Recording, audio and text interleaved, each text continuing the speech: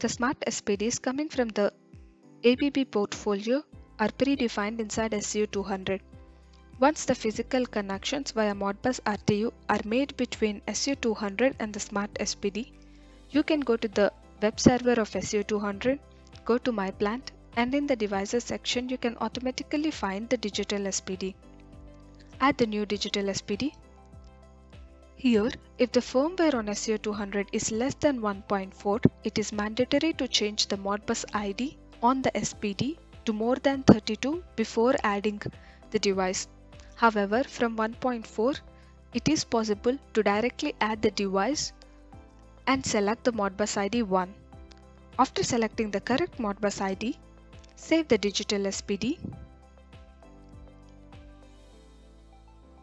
Once the device is successfully integrated, you can find the green bar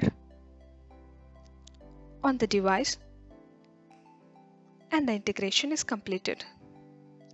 Now to read the variables, go to the home page, add widget, and from the widget, select the dedicated digital SPD widget.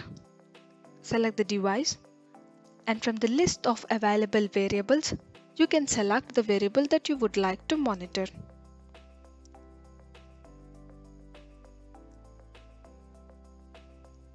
Add the widget.